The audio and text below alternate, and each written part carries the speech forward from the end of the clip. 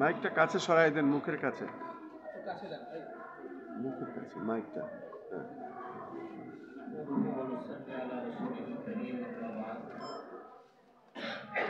নাগরিক সমাজের উদ্যোক্ত আলেম ওলামাদের আয়োজনে আজকের সংবাদ সম্মেলনের সম্মানিত সভাপতি, সম্মানিত অতিথিবৃন্দ এবং আমার সাংবাদিক ভাইরা, সকলকে আমার পক্ষ থেকে ভালোবাসা এবং শুভেচ্ছা জ্ঞাপন করছি। মূলত আজকে আপনারা ইতিমধ্যে জানতে পেরেছেন যে সংবাদ সম্মেলনটা কেন। আমরা বহু আগ থেকে বলে এসেছি 5ই আগস্ট পরবর্তী আমরা যে ধরনের বাংলাদেশ চেয়েছিলাম, বর্তমান ইউনিট সরকার সেরকম বাংলাদেশ পুনর্গঠন করে আমাদেরকে দিতে পারেনি। বরং আমরা দেখতে পাচ্ছি ধীরে ধীরে কোন একটি শক্তিশালী রাষ্ট্রের ডিপ স্টেট কর্তৃক বর্তমান সরকার পরিচালিত হচ্ছে। বিগত 16 বছর আমাদের বাংলাদেশে আলেম ওলামা পীর মাশায়েখ সবচেয়ে নির্যাতিত হয়েছে এবং সেখানে হিন্দুত্ববাদী ভারতীয় আধিপত্যবাদের হয়ে কাজ করেছে। এদেশে হাজারো আলেম ওলামা পীর মাশায়েখ ছাত্র জনতার জীবন উৎসর্গ এবং রক্তের বিনিময়ে আমরা যে একটি বাংলাদেশ পেয়েছিলাম 5ই আগস্টের পরে, কিন্তু আমাদের আশা নিরাশায় পরিণত হয়ে গিয়েছে। 14 মাসে বাংলাদেশের অবস্থাটি দেখুন আপনারা। সবচেয়ে দুঃখজনক হচ্ছে এখানে কোন একটি শক্তিশালী রাষ্ট্রের কিছু এজেন্ডা বাস্তবায়ন করার জন্যই বর্তমান সরকার কিছু প্রেসক্রিপশন হাতে নিয়েছে।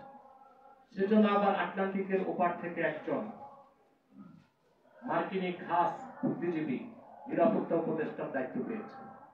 এখানে আসার পরই আমরা দেখেছি পার্বত্য চট্টগ্রাম নিয়ে বিভিন্ন চক্রান্ত শুরু হয়েছে। বাংলাদেশের পোর্টকে বিদেশিদের হাতে দেওয়ার চক্রান্ত হয়েছে। করিডোরের নামে বাংলাদেশের স্বাধীনতা বিপন্ন করার চেষ্টা হয়েছে। আলেম ওলামা পীর মাশায়েখদের প্রতিবাদের কারণে সরকার কিছুটা হলেও পিছিয়ে এসেছে।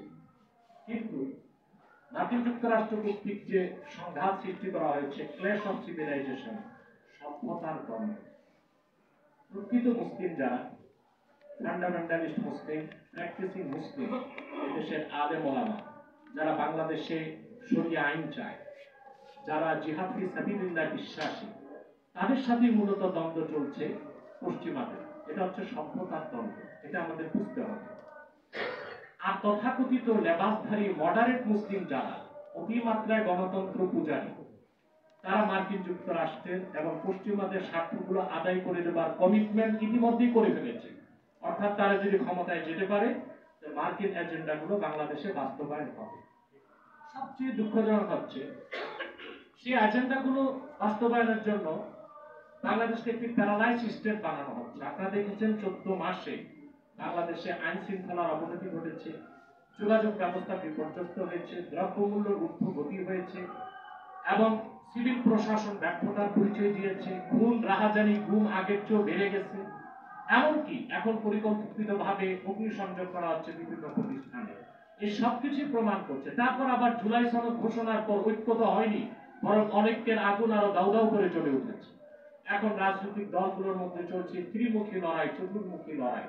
এই সবকিছুই হচ্ছে মার্কিন যুক্তরাষ্ট্রের অশুভ চক্রান্তগুলো বাস্তবায়নের অংশ হিসেবে। এটা আমি শতভাগ নিশ্চিত করে বলতে পারি। এরপর আপনারা দেখেছেন এখন বাংলাদেশে সেই সব আলেম, বিশেষ করে মাহমুদুল হাসান গুনবী এবং আমাদের মৌলানা আবু সাঈদ শেখ মোহাম্মদ ভাই, তাদেরকে এখন টিটিপির সাথে জড়ানো হচ্ছে। তেহরিকে তালেবান পাকিস্তান, টিটিপির কোন এজেন্ট যদি বাংলাদেশে থাকে, তা আমি মনে করি বর্তমান সরকারের মধ্যেই আছে।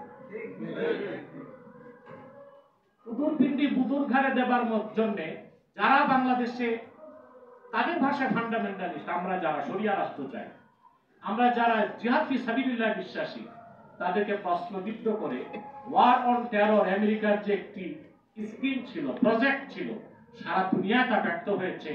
নতুন করে সেই ওয়ার অন টেরর, জঙ্গিবাদের তকমা দিয়ে আলেম ওলামাকে প্রশ্নবিদ্ধ করা, তাদেরকে শাস্তির আওতায় আনার অসুখ চক্রান্ত শুরু হয়েছে। বাংলাদেশে গৃহযুদ্ধ করাবে আমেরিকা, সেটা ক্ষেত্র প্রস্তুত করার জন্য। বাংলাদেশে আসতে হলে গ্রাউন্ড তৈরি করতে হবে।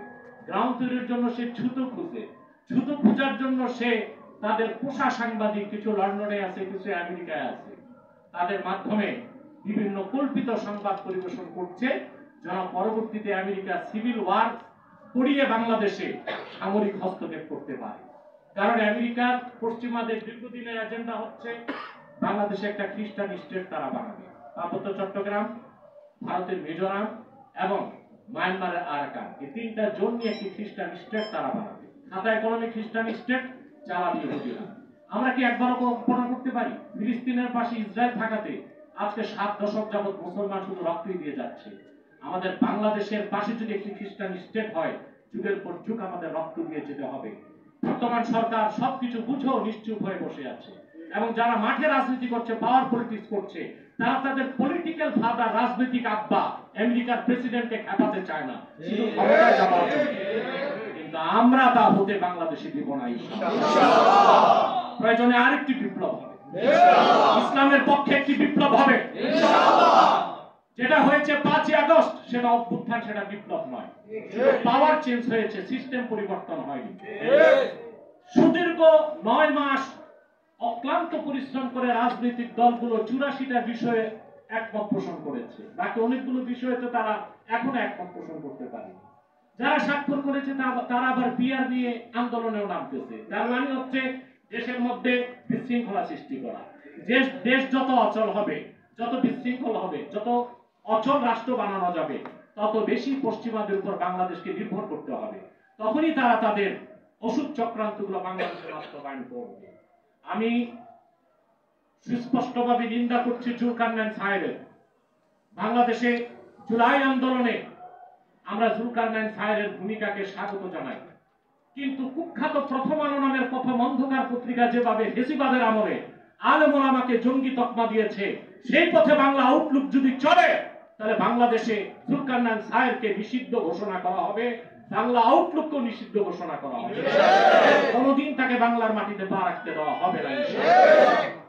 ব্রিটেনে বসে জানবাদীদের পয়সা খেয়ে যা খুশি তা বলবেন, বাংলাদেশের মানুষ এত বেকুফ নয় যে আপনারা মাহমুদুল হাসান গুনুবিকে কিংবা শের মোহাম্মদকে আপনারা টিটিপির সাথে জড়িয়ে সংবাদ পরিবেশন করলেই আগের মতো তাদেরকে আবার জুলুমের আওতায় আনা হবে, তাদেরকে ক্লাবস করে দেওয়া হবে, তাদের কণ্ঠরুদ্ধ করা হবে। তার হবে না। বাংলাদেশের তরুণ যুবক, আলেম ওলামা, পীর মাশায়েখ এবং বিশ্ববিদ্যালয়, স্কুল, কলেজের লক্ষ লক্ষ যুবক এখন চায় বাংলাদেশ ইসলামী রাষ্ট্র প্রতিষ্ঠিত হবে। তারা মাঠে নামতে বাধ্য হবে। আমি সাংবাদিক বৃন্দকে ধন্যবাদ জানাচ্ছি। আজকের আয়োজনটা খুবই দরকার ছিল। আমরা প্রথমে বুদ্ধিভিত্তিক ভাবে এই অপপ্রচারের জবাব দিচ্ছি, এবং আমরা সুস্পষ্টভাবে বর্তমান সরকারকে বলছি যে আপনি এই বিষয়গুলো আপনাকে লক্ষ্য রাখতে হবে। আপনি এসে 80 বছরের বেশি বয়স হওয়ার পর আপনি এসে রাষ্ট্র ক্ষমতা নিয়েছেন। বৃদ্ধ মানুষ, পাইলট যখন খুব বৃদ্ধ হয়, প্লেন চালাতে সহযোগ্য হয়ে যায়। আপনার বয়সের ভারী, আপনি উজ্জ, আপনি দেশ চালাতে পারছেন না। আপনি দ্রুত দেশকে একটি শক্তিশালী রাষ্ট্রীয় কাঠামোর উপর গড়ে তুলুন, আর ক্ষুধাক্ষরও মার্কিন এজেন্ডা বাস্তবায়ন করার চেষ্টা করবেন না। এই সব পশ্চিমা এজেন্ডা বাস্তবায়নের বড় ঠিকাদারি নিয়ে এসেছে খলিল। অতএব খলিলকে আমার মনে করি বাংলাদেশের স্বাধীনতার স্বার্থে খলিলকে পরিবর্তন করা উচিত, এবং বর্তমান উপদেষ্টা মন্ডলীতে অযোগ্য যাদের সাথে ভারতের রয়ের কানেক্টিভিটি পাওয়া যাবে, সিআইয়ের কানেক্টিভিটি পাওয়া যাবে, তাদেরকে বাংলাদেশের বর্তমান ইন্টারিম গভর্নমেন্ট থেকে বাদ দিয়ে যোগ্য, দেশপ্রেমিক, ইসলামী মূল্যবোধে বিশ্বাসী এবং বাংলাদেশের স্বাধীনতায় চেতনায় বিশ্বাসী ব্যক্তিদেরকে নিয়ে নতুন করে বর্তমান ইন্টারিম গভর্নমেন্ট সাজানো ছাড়া এই বিপদ থেকে বাংলাদেশকে ডক্টর ইউনূস রক্ষা করতে পারবেন না। আপনারা দেখেছেন এই বর্তমান সরকারের ভুল পরিস্থিতির কারণে সিভিল প্রশাসনের সাথে সেনাবাহিনীর দ্বন্দ্ব দৃশ্যমান হয়ে গেছে। এটা একটা দেশের জন্য খুবই অশুভ একটি বিষয়, কারণ এটা স্মার্টলি হ্যান্ডেল করা যেত। যে সমস্ত সেনা কর্মকর্তা গুম খুনের সাথে জড়িত, নির্বাহী আদেশে তাদেরকে আগে সেনাবাহিনী থেকে পদত্যাগ করানো উচিত ছিল। পদত্যাগের পর তাদেরকে সিভিল আদালতের আওতায় এনে বিচার ব্যবস্থা শুরু করলে সেনাবাহিনীর সাথে দ্বন্দ্ব হতো না। সেনাবাহিনীতে যারা গুম খুনের সাথে জড়িত, আমরা অবশ্যই তাদের শাস্তি চাই এবং সর্বোচ্চ শাস্তি মৃত্যুদণ্ড চাই। যারা গুণ ও ক্ষোভের সাথে জড়িত। কিন্তু গোটা সেনাবাহিনীকে প্রশ্নবিদ্ধ করাটাও আমি মনে করি বিদেশি অসুখ চক্রের একটি এজেন্ডা। দেশের সেনাবাহিনীকে যদি প্রশ্নবিদ্ধ করে দেওয়া যায়, তখন সেই সেনাবাহিনীর বিরুদ্ধেও যে কোনো পরাশক্তি যুদ্ধের ঘোষণা দিতে পারে তথাকথিত গণতন্ত্র ও মানবাধিকার রক্ষার নামে। এসব বিষয়ে আমাদের সজাগ ও সচেতন থাকতে হবে। আমরা মনে করি জাগ্রত বিবেক লালন করে সাংবাদিক ভাইরা, আপনারা কোনো ধরনের ইন্টেনশন না রেখে ইসলামের স্বার্থে, জাতির স্বার্থে, দেশের কল্যাণে কাজ করে যাবেন, এই অভিব্যক্তি ব্যক্ত করে আমি এখানে সমাপ্ত করছি। সকলকে ধন্যবাদ। আসসালামু আলাইকুম ওয়া রাহমাতুল্লাহি তাআলা ওয়া বারাকাতুহু। হুজুর আপনার নামটা একটু বলে দেন, যেহেতু প্রথমে বলেন। ডক্টর মোহাম্মদ এনায়েতুল্লাহ আব্বাসী, আমির তাহরিকে খাদ্যের নবুয়ত বাংলাদেশ। আমরা কি কোনো প্রশ্ন করতে পারি?